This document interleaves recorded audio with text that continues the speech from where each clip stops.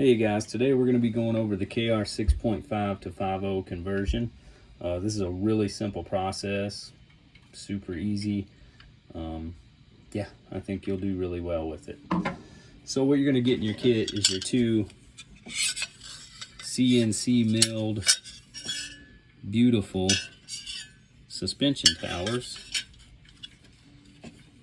And you're also going to get two air shocks. Small, they're so light. And more than likely you'll probably get a bag, maybe even two screws.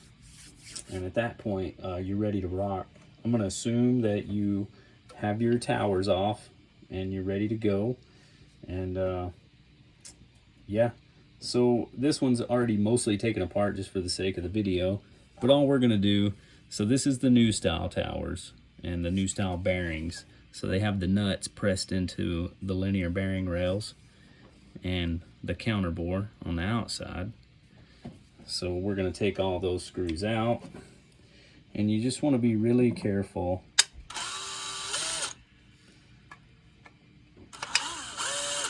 that you have a good firm grasp on these linear bearing rails, because these babies are smooth and they like to slide out. So you'll drop that out. I'll even take them and just grab them like that, you know, and kind of put the brakes on them. But anyways, you don't want these rails dropping out because you've got your ball bearings in there. And once them babies hit the floor, they don't like to be dropped. So this is the new style with the, like I said, with the nuts pressed into the rails. If you have the old style, still pretty simple process. You may want to go to our bearing change video and watch that, just so you kind of know what the differences are. Not a big deal. Anyways, so we'll take our 5.0 tower. One thing you want to note is this is, we call it the harness side. This is where your harness secures into the tower on this little smiley face jobber. And this is the block that goes on there. The motor side has a little what for right there to hold it, but they do look different. You don't want to put them on the wrong rails or the wrong towers. So you just pop that thing right in there. There's two milled pockets that these sit into. Can't mess that up. You can put them on upside down. I've done that. So just be mindful of that. Then put your fasteners in there. And whistle them bad boys in. I don't really have a torque sequence on these or anything, or a torque spec. You know, they're going into M3 lock nuts, steel lock nuts, so it's pretty strong. Obviously, you don't want to strip the head out. I do know we use MIP brand, really nice tooling.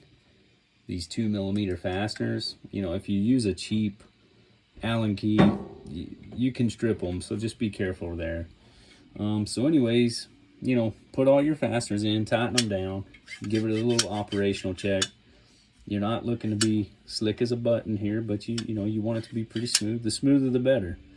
And if it's not and you're not happy with it, just go back through and barely loosen all these up and kind of sockle it a few times and go through and tighten everything. Maybe even try it in a different torque sequence. You know, everything's got its own way to talk to each other. So once you get that on, I usually take a little grease, throw it in my Bart way here, throw a little bit on your linear bearing rails just because it's here and it's easy, and cycle it a few times and you're ready to rock. You throw these on the board or whatever you want to do at this point. I will show you a couple things with the air shocks, just since we have you here. So I like to charge these. I will charge them before they get sent out to you. I don't know if we're asking weights on the conversion kit orders, but we found that 25 PSI is a pretty good starting place. So that's what I've kind of been running everything.